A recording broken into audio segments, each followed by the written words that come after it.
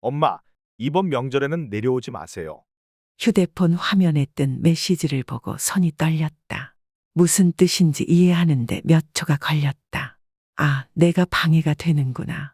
자식들이 불편해하고 있다는 걸 알면서도 나는 끝까지 모른 척하고 싶었다. 하지만 이제 더는 그럴 수 없었다. 지난 수십 년을 한눈 팔지 않고 가족만을 위해 살았다. 새벽부터 밤까지 일하면서도 힘든 줄 몰랐다. 자식들을 좋은 대학에 보내고 결혼 자금까지 마련해 주면서 그저 부모라면 당연히 해야 할 일이라고 생각했다. 그런데 이제 나는 필요 없는 사람이 되어 있었다. 그리고 그 사실을 깨닫는 데는 오랜 시간이 걸리지 않았다. 그날 밤 아무도 없는 방에서 가만히 앉아 창밖을 바라봤다. 손에 남은 건 텅 빈 통장과 기력 없는 몸뿐이었다. 그제야 깨달았다. 이대로 살다가는 내 남은 인생마저 사라지겠구나. 가족을 위해 모든 걸 바쳤지만 결국 나를 지켜줄 사람은 없었다. 여러분, 이 이야기가 아직 먼 남의 이야기로만 들리시나요? 나는 저렇게 되지 않을 거야. 우리 애들은 절대 그럴 리 없어. 이런 생각들이 정말 맞을까요? 현실적으로 부모를 부양하며 살기에는 자녀들의 삶도 녹록지 않습니다. 그 누구도 책임져 주지 않습니다. 노후에 여러분이 의지해야 할 건 자식도 아니고 남편이나 아내도 아닙니다. 바로 여러분 자신입니다. 지금부터 말씀드릴 세 가지를 꼭 해보세요. 여러분 스스로 남은 인생을 행복하게 바꾸실 수 있습니다. 첫 번째로 말씀드릴 건 경제적으로 자립하는 겁니다. 나이 들어서 돈이 없으면 어떤 일이 생길까요? 병원에 가야 하는데 돈이 부담돼서 미룹니다. 친구들이 여행 가자고 할 때도 그냥 핑계를 대고 못 갑니다. 먹고 싶은 것도 사 먹을 수 없습니다. 나중에는 생활비까지 모자라서 자식들에게 용돈을 부탁합니다. 그러면 자식들은 부모를 부양할까요? 솔직히 말씀드리면 이제 그런 시대는 지났습니다. 서울대 노년학 연구소에 따르면 우리나라에서 60세 이상 부모와 자녀가 함께 사는 비율이 1990년 75%에서 2020년 23%로 급감했다고 합니다. 부모 부양에 대한 인식이 바뀌었고 핵가족화가 가속화되면서 이제 부모 세대는 스스로를 책임져야 하는 시대가 되었습니다. 하지만 아직도 많은 분들이 이렇게 말씀하세요. 우리 애들은 다를 거야. 내가 이렇게 키웠는데 나중에 잘 챙겨주겠지. 그런데요, 현실은 다릅니다. 혹시 이런 말 들어보신 적 있나요? 엄마, 저희가 언제까지 용돈을 드려야 하죠? 솔직히 저희도 아이 키우고 대출 갚느라 힘들어요. 엄마도 좀 알아서 하시면 좋겠어요. 가슴이 철렁 내려앉는 말입니다. 하지만 자식들도 힘듭니다. 솟구치는 집값에 애들 교육비, 오르는 물가에 늘어나는 생활비 등등 과거와 다르게 부모를 부양할 여유가 없습니다. 한국 노인 빈곤율은 OECD 1위입니다. 65세 이상 노인의 43%가 빈곤층에 해당하며 노후 준비가 안 된 부부 중 약 90%가 자녀에게 경제적으로 도와달라고 합니다. 하지만 문제는 자녀들조차 부모를 도울 여력이 없다는 겁니다. 결국 기댈 곳이 없어진 부모들은 스스로를 책임질 수밖에 없습니다. 그렇다면 어떻게 해야 노후에 돈 걱정 없이 살 수 있을까요? 실제로 성공한 분들의 이야기를 통해 세 가지 방법을 알려드리니 끝까지 함께 해주세요. 영상 아래에 구독과 좋아요 눌러주시면 큰 힘이 된답니다. 먼저 첫 번째, 월세처럼 들어오는 배당주에 투자한 68세 김수경님의 이야기입니다. 김수경님은 평생 전업주부로 살았습니다. 자식들 대학 보내고 결혼시키고 집 사는 데까지 도와줬습니다. 그런데 남편이 갑자기 세상을 떠나면서 남은 건 생활비 걱정과 텅 빈 통장뿐이었습니다. 어느 날 동네 지인이 이렇게 말하더랍니다. 언니, 주식으로 매달 월급 받는 방법이 있다는데 들어봤어. 처음엔 무슨 말인지 이해가 안 됐습니다. 주식이라면 뉴스에서만 보던 돈 많은 사람들이나 하는 것 같았거든요. 하지만 설명을 듣고 나니 생각이 달라졌습니다. 주식이라고 해도 매일 사고 팔면서 돈을 버는 게 아니라 배당금을 받으면서 월급처럼 돈을 받을 수 있는 투자 방법이 있었습니다. 김수경님은 처음엔 100만 원으로 시작하셨습니다. 삼성전자 같은 안정적인 대기업 배당주, 꾸준히 배당을 늘리는 배당 성장주, 은행 이자보다 나은 고배당 ETF, 이렇게 세 가지로 나눠 투자하셨고 3개월 뒤 첫 배당금이 통장에 들어왔습니다. 그날 김수경님은 처음으로 내 돈으로 커피를 사 마시면서 이렇게 생각했다고 합니다. 이제 나는 누구에게도 손 벌리지 않아도 되겠구나. 매달 배당금이 들어오고 생활비 부담이 점점 줄어들고 있습니다.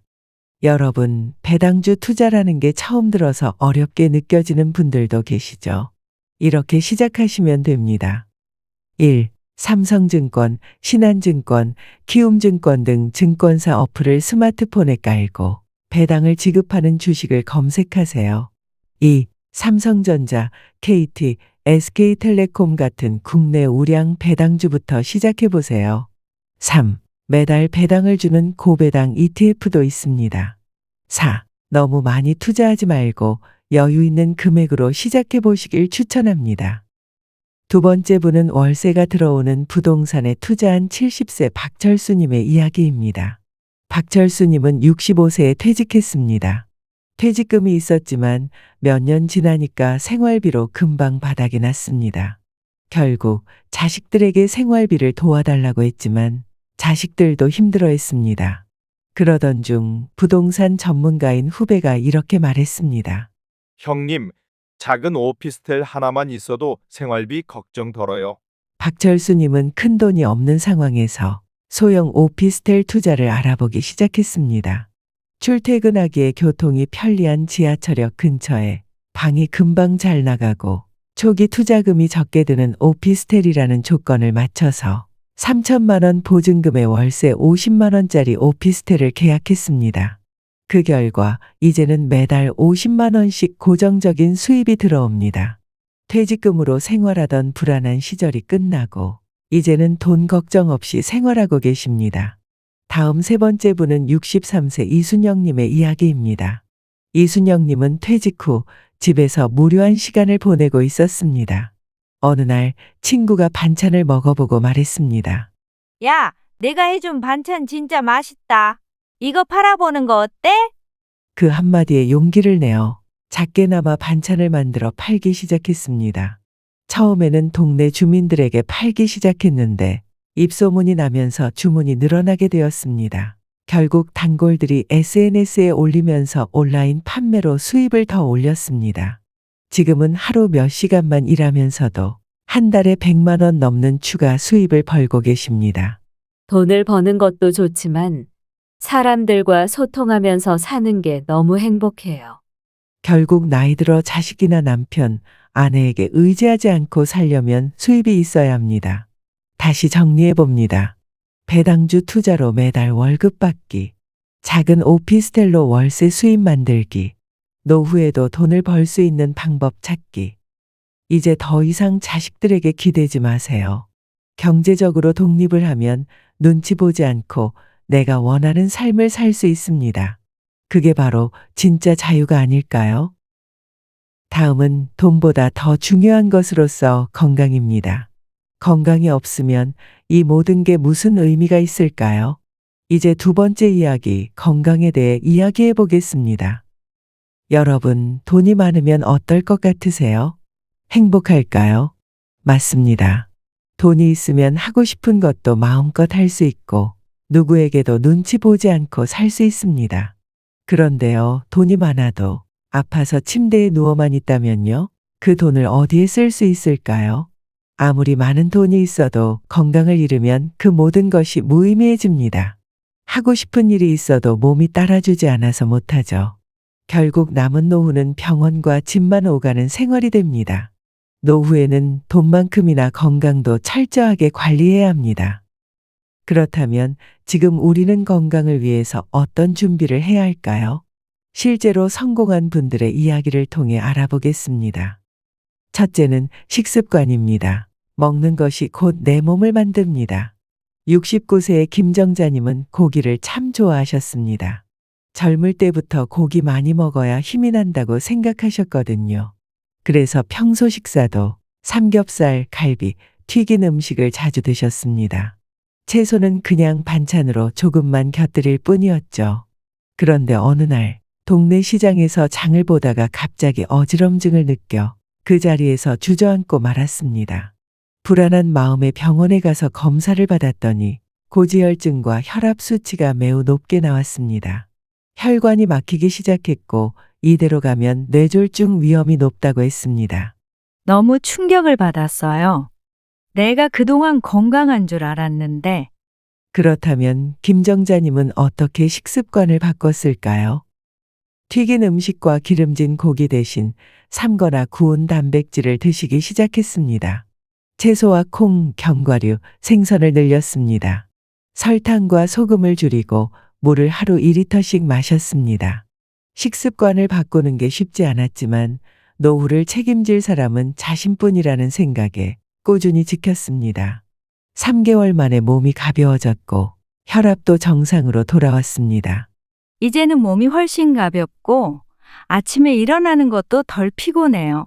음식이 내 몸을 만든다는 말, 이제야 실감하게 되었습니다. 여러분, 건강한 음식은 내 몸을 위한 최고의 투자입니다. 지금부터라도 내가 먹는 것부터 바꿔보세요. 두 번째로 운동입니다. 운동은 선택이 아니라 필수입니다. 71세 이정숙님은 평생 건강을 자신하셨습니다. 젊을 때는 몸이 정말 튼튼했어요. 아이 셋을 낳고 키우면서도 아프다는 말을 한 번도 한 적이 없었어요. 그런데 60대 후반이 되자 어느 날부터인가 계단을 오르기가 힘들어졌습니다. 마트에 갔다가 몇 분 걸었을 뿐인데 다리가 무겁고 저려서 더 이상 못 걷겠더라고요. 그래도 별일 아니겠지. 그냥 나이 들어서 그런 거겠지. 그렇게 생각하고 그냥 참고 지내셨습니다. 그러다 명절날 손주를 안아주려다 갑자기 중심을 잃고 넘어지면서 허리를 크게 다쳤습니다. 병원에서 검사해 보니 근육이 너무 약해져서 뼈에 부담이 가고 있었다는 겁니다. 골다공증도 진행되고 있었고 근육량이 급격히 줄어든 상태였습니다. 그제야 깨달았습니다. 내가 너무 내 몸을 방치했구나. 그렇다면 이정숙님은 어떤 운동으로 다시 건강을 되찾았을까요?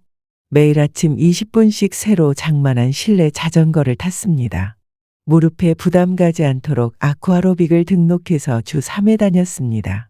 앉아 있을 때도 수시로 발 뒤꿈치 들기를 해서 종아리를 단단하게 했습니다. 의자에 앉았다 일어나기 운동을 꾸준히 해서 허벅지 힘을 키웠습니다. 처음엔 5분도 힘들었어요. 그런데 점점 몸이 가벼워지고 2개월이 지나자 계단도 어렵지 않게 오를 수 있게 됐습니다. 이제는 손주랑 손잡고 공원도 가요. 여러분, 운동은 선택이 아니라 필수입니다. 근육은 60대 이후 매년 1%씩 줄어든다고 합니다. 지금부터라도 내 몸을 지키셔야 합니다. 셋째로 노후 건강에 중요한 것은 건강검진을 꼭 받는 겁니다. 72세의 박철민님은 평생 병원 근처에도 안 가셨습니다. 나는 잔병치레도 없고 건강하니까 괜찮겠지. 건강검진? 괜히 병 찾아내서 불안해지는 거 아니야? 그렇게 생각하고 10년 넘게 검진을 한 번도 받지 않으셨습니다. 그러던 어느 날 집에서 갑자기 명치 쪽이 쿡쿡 찌르는 듯이 아프기 시작했습니다. 응급실로 실려가서 검사했더니 위암 초기였습니다. 다행히 초기에 발견해서 수술 후 완치될 수 있었지만 의사 선생님이 이렇게 말씀하셨습니다. 조금만 더 늦었으면 위험할 뻔했어요. 그렇다면 박철민님은 이후로 건강을 어떻게 챙기고 있을까요? 1년에 한 번 정기 건강검진을 꼭 받습니다. 혈압, 혈당, 골밀도 검사를 정기적으로 체크합니다. 이제는 내 건강을 내가 챙겨야죠. 여러분, 건강검진은 아픈 사람이 받는 게 아니라 안 아프기 위해 받는 것입니다. 자식이나 배우자에게 의지하지 않고 내 힘으로 살아내기 위해서 건강은 너무 중요합니다. 앞서 말씀드린 어르신들의 이야기를 정리해 볼게요. 기름지고 짠 음식은 줄이고 채소와 단백질은 늘리세요. 매일 20분 이상 걷기나 자전거 같은 유산소 운동을 하고 수시로 하체 운동을 하세요. 건강검진을 정기적으로 받으세요. 여러분, 건강을 지키지 못하면 경제적 독립도 자유로운 노후도 의미가 없습니다. 몸이 건강해야 인생도 건강합니다. 지금부터라도 시작하셔야 합니다. 여러분은 충분히 할 수 있습니다. 마지막 세 번째로 준비해야 할 것은 사람들과 관계 맺기입니다. 돈도 있고 건강도 있습니다. 그럼 이것만 있으면 노후가 행복할까요? 그렇지 않습니다. 돈이 많아도 몸이 건강해도 혼자라면 그 인생이 정말 행복할까요? 한국 65세 이상 노인의 35%는 사회적 고립을 경험하고 있습니다. 자녀들은 각자 바쁘고 배우자도 떠난 후 홀로 남겨지는 순간, 그때부터 외로움이 본격적으로 시작됩니다. 이제는 노후에도 외롭지 않은 삶을 준비해야 합니다. 실제 이야기를 통해 3가지 방법을 알려드리겠습니다. 첫째로, 새로운 인간관계를 만들 용기를 가지세요. 사람은 누구나 다른 사람들과 관계를 맺으며 살아갑니다. 하지만 나이가 들수록 인간관계가 줄어드는 것은 피할 수 없습니다. 그 이유는 무엇일까요? 직장에서 퇴직하면서 사회적 역할이 사라지고, 배우자와 사별하면서 혼자 있는 시간이 늘어나고, 친구들도 하나둘씩 멀어지면서 관계의 폭이 좁아지기 때문입니다. 문제는 이 과정이 너무 빠르게 진행된다는 것입니다. 어느 날 문득 내가 만나는 사람이 아무도 없네? 이렇게 깨닫게 되는 순간이 찾아옵니다. 그러면 어떻게 해야 할까요? 관계는 저절로 만들어지지 않습니다. 스스로 움직여야 합니다. 어색하고 불편해도 한 발짝 먼저 내디뎌 보세요. 75세 정영자님은 남편을 먼저 떠나보내고 그날부터 세상이 멈춘 것 같았다고 합니다. 그렇게 3년이 흘렀습니다. 그러던 어느 날 정영자님의 생일이었습니다. 그런데요, 아무도 찾아오지 않았습니다. 자녀들은 문자 한 통 보냈을 뿐 집은 너무 조용했습니다. 그 순간 눈물이 왈칵 쏟아졌다고 합니다. 내가 이렇게까지 외로운 사람이었나? 그제야 깨달았습니다. 이대로 살면 안 되겠다. 그래서 정영자님은 용기를 내서 사람들 모임에 나가야겠다고 결심했습니다. 노인복지관에서 운영하는 실버 글쓰기 모임에 참여했습니다. 처음엔 어색했지만 일주일에 한 번 새로운 친구들을 만나기 시작했습니다. 6개월이 지나니 이제는 매주 만나는 친구들이 생겼습니다. 이제는 일주일에 한 번 친구들과 함께 글을 쓰고 수다 떠는 날이 가장 기다려져요. 여러분, 나이가 들어도 새로운 인간관계는 충분히 만들 수 있습니다. 그 시작이 조금 어색할 뿐 그 다음은 자연스럽게 이어집니다. 둘째, 새로운 취미를 찾으세요. 사람들은 이렇게 말합니다. 나이가 들면 새로운 걸 배우기 어렵다. 이제 와서 뭘 새롭게 시작하겠어. 그런데요, 이건 사실이 아닙니다. 오히려 새로운 취미를 가지면 우울감과 무기력이 줄어듭니다. 뇌를 자극해서 치매 예방에 도움이 됩니다. 새로운 사람들과 관계를 맺을 기회가 늘어납니다. 한마디로 내 삶을 활력 있게 만드는 최고의 방법이 취미입니다. 그럼 새로운 취미를 찾은 분의 이야기를 들어볼까요? 70세 이창수님은 은퇴 후 하루 종일 무료함에 지쳐 있었습니다. 그러던 어느 날 가족 모임에서 아들이 말했습니다. 아버지, 요즘 뭐 재미있는 거 없어요? 아무것도 없어. 그 대답을 하고 나서 이창수님은 스스로 깜짝 놀랐다고 합니다. 아무것도 없다니? 내가 이렇게 무의미하게 살고 있었나? 그러다 우연히 유튜브에서 시니어 쿠킹이라는 영상을 보게 되었습니다. 할아버지가 직접 요리하는 유튜브 채널? 내가 이걸 한번 해볼까? 마음먹은 순간 유튜브를 보며 하나하나 배우기 시작했습니다. 새로운 걸 도전하면서 의욕이 생기는 걸 느끼게 되었죠.